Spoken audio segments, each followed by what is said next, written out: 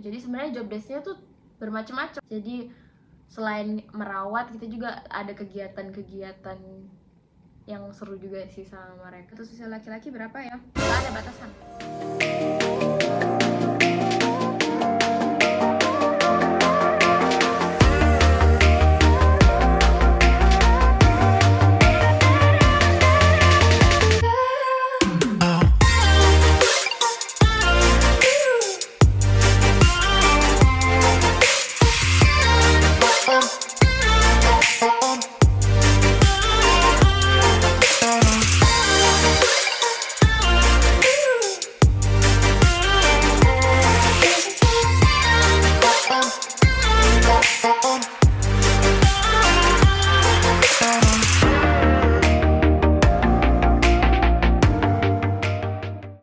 Halo teman-teman semuanya, balik lagi di channel gue. Welcome. Udah 7 bulan berlalu gue gak bikin YouTube karena emang bener-bener kemarin-kemarin lagi banyak kegiatan, sibuk aja sih, kayak gak ada waktu. Terus sempat sakit juga, dirawat di rumah sakit 7 mingguan lah kurang lebih. Makanya sekarang lagi proses penyembuhan juga, tapi nggak seserem itu. Ya, gue lagi sibuk banget akhir-akhir ini karena bulan depan, ini bulan apa sih? Udah Februari anjir. Bulan ini mau ujian kayak apa ya? Tengah semester juga enggak. Jadi kalau misalnya ujiannya di Ausbildung tuh kayak ada namanya Zwischenprüfung sama Abschlussprüfung. Kalau Zwischenprüfung itu kayak nanti bakal dilakuin di tahun kedua Ausbildung lo, atau tahun kedua udah mau tahun ketiga gitu. Abschlussprüfung tuh bener-bener kayak ujian nasionalnya gitu. Nah sekarang gue mau Zwischenprüfung. Nah di Zwischenprüfungnya itu ada schriftlich, ada mundlich, sama praktisch. Nah yang mau gue jalanin di Februari ini sebenarnya schriftlichnya dulu, nanti bulan Maretnya praktisnya sama mundlichnya. Kayaknya schriftlichnya allgemein, kita ngomongin kayak Krankheitsbild, macam-macam penyakit gitu-gitu. Terus kayak Quality Management, terus Expertenstandard gitu-gitu. Banyak deh. Gue juga kadang-kadang bingung bahasa Indonesia teh apa kalian juga yang di Indonesia yang kuliah perawat juga namanya sama, gue juga nggak tahu kan. Makanya sambil mikir-mikir juga gue. Nanti pas Abschlussprüfung itu juga sebenarnya konsepnya sama, cuma lebih ke contohnya di praksisnya. Kalau kita kan jadi generasi gue sekarang lagi masa-masa percobaan, jadi pas ujian kita bakal sama boneka, bukan sama manusia asli. Katanya sih tujuannya biar fair aja sih kita sama teman-teman yang lain. Kayak contohnya sama pasiennya yang nggak terlalu berat, nggak terlalu ringan gitu. Makanya semuanya dijadiin satu, udah sama boneka aja. Nanti kita dapat paper tulisannya diagnosanya pasien, apa aja tentang pasien dan segala macam, apa aja yang harus diperhatikan. Dan ya, sementara nanti kalau di Abschlussprüfung kita itu bisa dapat kita bukan sama boneka lagi, tapi sama pasien asli. Dan itu tuh selalu tergantung gitu ya. Bisa jadi kita cuma dapat 2 pasien yang posisinya atau situasinya, yang satunya ringan, pasiennya ringan dalam arti dalam merawatnya tuh ringan, yang satunya tuh kayak berat gitu, kayak lebih intensif atau harus banyak yang diperhatiin dan lain-lain. Sekitar 2-4 orang, dan itu tuh dalam situasi ini kita bisa aja harus kayak ngerjain perban, kayak ngerjain infusion, medikamente, obat-obatan gitu-gitu. Terus kayak Körperpflege, genau. Jadi gue sebenarnya juga di video ini pengen banget baca-bacain komentarnya juga, sambil lihat-lihat mungkin kayak ada yang gue lupa dalam ngebahas video yang kemarin. Gue kan sempet pengen bikin part 2 ya, cuma karena emang bener-bener gak bisa dan gak ada waktu, jadi mungkin sekarang ini part 2 nya sambil ngebahas, lihat-lihat komen juga. Jadi katanya ada yang mau ngambil FSJ takut shock Soalnya aku SMA IPS jadi takut ngeblank banget. Rencananya sih Ausbildung sebagai fachfrau, kira-kira apa aja yang harus aku persiapin. Sebenarnya paling penting sih cuma mental sama persiapan bahasa. Sekarang aku juga dengar-dengar di Indonesia kayaknya banyak ya sekolah-sekolah yang kerjasama masalah Ausbildung gitu-gitu. Menurutku sih bagus sih, karena kita juga, maksudnya orang-orang sini juga selalu butuh tenaga kerja, karena emang susah banget nyari tenaga kerja, dan orang Indo juga mungkin pengen cari-cari pengalaman ke luar negeri, dalam arti bukan TKI tapi sambil belajar kan. Ya kalau banyak sih orang-orang yang mikir gue tuh jadi TKI, cuma serah deh. Kalau mereka mau mikir gue TKI, gue juga ya TKI tenaga kerja Indonesia, bener kan? Gak ada salahnya. Anschreiben untuk lama Ausbildung, bisa sih gue kapan-kapan bikin videonya. Di Baden-Württemberg banyak orang yang ngomong Schweizerdeutsch nggak kak? Enggak. Mungkin di perbatasan iya, karena yang ngomong Schweizerdeutsch itu ya cuma orang-orang Schweiz atau orang-orang yang tinggal di Swiss, dan mereka kebanyakan juga ngerti bahasa Jerman. Cuma kita yang nggak ngerti bahasa Schweizerdeutsch karena emang bener-bener agak aneh gitu kalau didengar. Kalau kalian udah bisa bahasa Jerman terus kalian harus ngomong itu tuh kayak, lu ngomong apa anjir? Tapi sumpah kayak gitu. Enggak sih, Baden-Württemberg tuh lebih kebanyakan Baden sama Schwäbisch, dan itu juga sebenarnya agak susah. pokoknya mereka tuh kalau ngomong lucu gitu, cuma kadang-kadang emang susah dimengerti. Halo, kalau mau tanya, di sekolah perawat Ausbildung apakah kita perlu laptop? Seandainya perlu, baiknya apakah dari Indonesia atau beli di Jerman? Sebenarnya ini total legal, maksudnya terserah kalau beli di Jerman atau di Indo, karena emang pakainya juga paling buat presentasi atau buat ngerjain laporan, skripsi gitu-gitu kan. Cuma gue kemarin emang bawa laptop, bukan laptop sih, kayak notebook itu dari Indonesia, dan itu bapak gue beli dari tahun 2008. Anjir lama banget, 2008 atau 2012 gitu, lupa. Kayak 2008 deh, waktu dia pas ke Libanon gitu. Dan itu tuh udah jebot banget, maksudnya udah jadul, masih bisa dipakai, cuma mungkin karena kebanyakan data sama kebanyakan foto jadinya lemot banget, dan akhirnya gue memutuskan untuk beli laptop di sini. Sebenarnya enaknya kalau misalkan beli laptop di sini, keyboardnya udah beda sih, maksudnya keyboardnya keyboard Jerman gitu. Jadi lebih pengetikannya lebih satset, cuma sebenarnya nggak ada bedanya juga kalau mau bawa dari Indonesia. Kalau kalian udah punya dari Indonesia, bawa aja dari Indonesia, nggak usah ekstra beli. Yang penting kayak Windowsnya atau segala macam programnya original, karena bisa jadi kalian bakal dicek di bandara. Kalau fake bisa, nggak tahu, katanya sih kayak kena denda gitu, cuma gue nggak tahu pasti sih. Kalau sebenarnya bisa pakai jalan-jalan ke Switzerland, nggak bisa.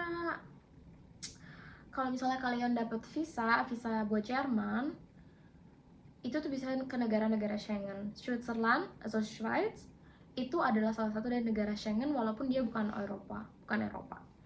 Jadi kalian bisa ke beberapa negara. Contohnya gue selama di sini tuh udah pernah ke Austria, udah pernah ke Swiss, udah pernah ke Italia, ke Perancis, udah pernah ke kemana kemarin ya, Spanyol, udah pernah ke Belanda. Dan di negara-negara itu kalian benar-benar nggak butuh visa.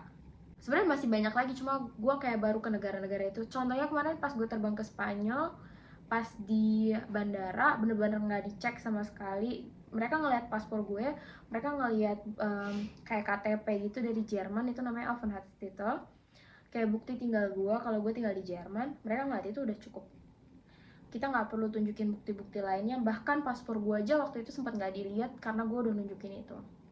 Jadi benar-benar mantap. Boleh tau nggak job desknya apa aja di pas Ausbildung?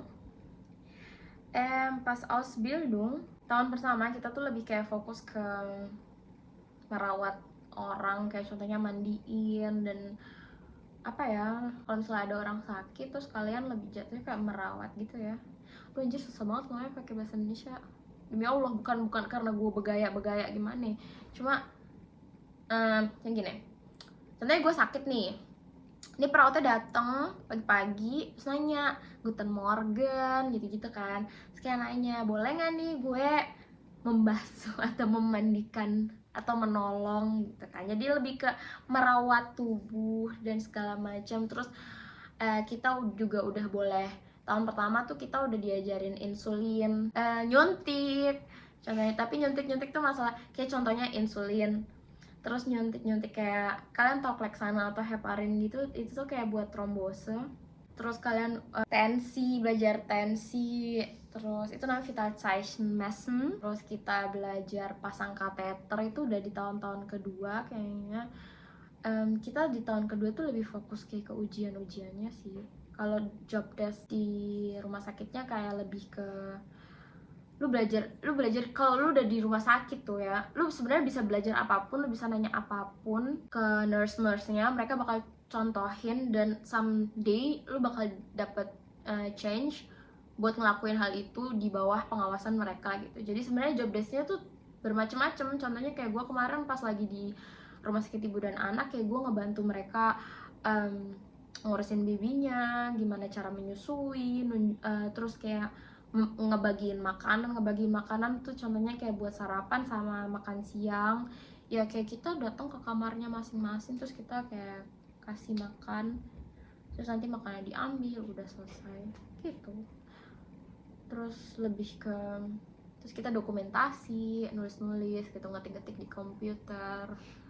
Terus apa ya, pas gue lagi di panti jompo kemarin lebih banyak kegiatan sama uma-uma gitu, karena kan di panti jompo kayak lebih ke tempat tinggal, bukan rumah dimana orang-orang sakit terus pulang ke rumahnya, enggak kan, itu kan kayak kita bekerja di rumah mereka gitu kan. Jadi kayak lebih banyak ke kegiatan-kegiatan, kayak contohnya jalan-jalan sama mereka, terus main games, terus kita gimnastik, kayak kita melakukan latihan-latihan gerakan-gerakan ya gitu-gitu, kayak senam gitu, tau gak sih? Jadi biar si oma-omanya juga nggak pada bosen, nemenin mereka makan, nggak nemenin juga sih, kayak ya ada di situ gitulah kalau mereka butuh kita.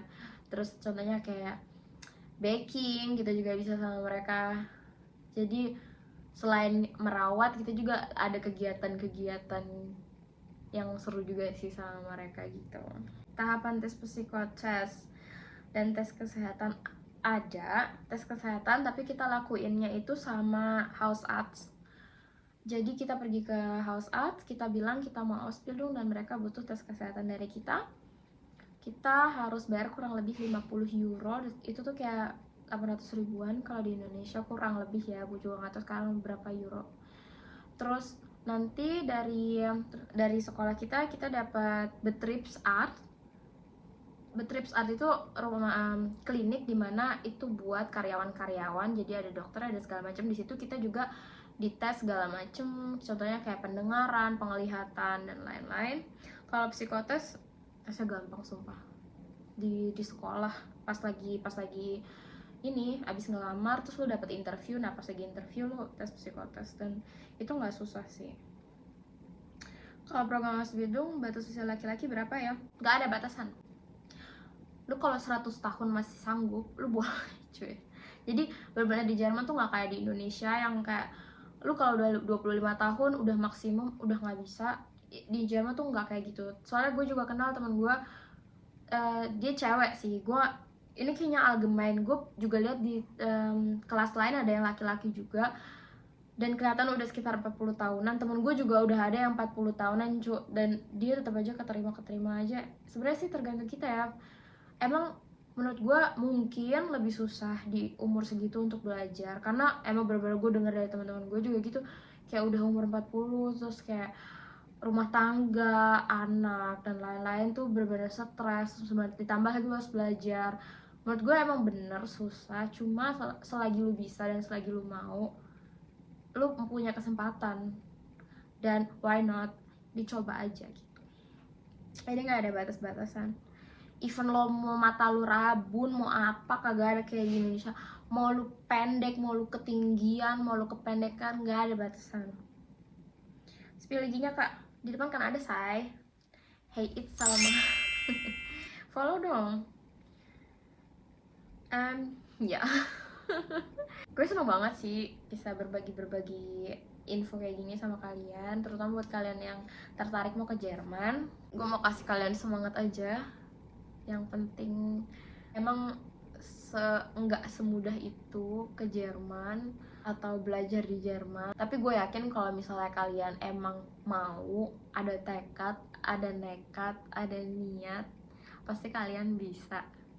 Karena emang kerja di sini tuh seenak itu gitu. Maksudnya emang kadang-kadang stres, kadang-kadang juga capek, kadang-kadang kepikiran pengen pulang, kadang-kadang kayak frustasi juga pernah ada. Cuma kan seenggaknya ada yang gimana ya, gue kalau membandingkan sama Indonesia, karena temen gue yang kerja di Indo kayak dapet cuti bolehnya maksimal 2 hari, 3 hari, 4 hari, 5 hari, sementara gue kalau ngambil cuti sampai sebulan juga boleh, dan itu pun gak masalah, dan dapet gaji, dan gue alhamdulillah bisa tinggal di rumah yang nyaman sekarang. Walaupun kita bayar kontraknya bagi dua sama cowok gue, cuma kan tetap aja kayak alhamdulillah gitulah. Daripada gue juga bingung sih kalau misalnya gue di Indonesia gue harus ngapain, karena emang bener-bener di Indonesia cari kerja susah. Bukannya gue menjelek-menjelekan Indonesia, cuma emang gitu faktanya, say. Dan ngomong-ngomong masalah liburan, kalian kalau misalnya di Ausbildung itu dapat liburan biasanya atau minimal kalian harus dapat itu 28 hari. Tapi di sekolah gue itu bisa sampai 31 hari, dan itu minimalnya di tempat kita. Terus ngomongin gaji, mungkin gaji udah pernah gue omongin kayaknya deh. Tahun pertama sekitar 1000, tahun kedua 1100, tahun kedua 1200 kalau nggak salah. Dan itu tuh sebenarnya bruto, jadi netonya tuh sekitar tahun pertama gue dapet 950, tahun kedua dapet 1000, tahun ketiga gue belum tahu karena gue masih tahun kedua sekarang. Mungkin kalau misalnya kalian ada yang mau ditanya lagi, tanya aja, kita Q&A aja gimana.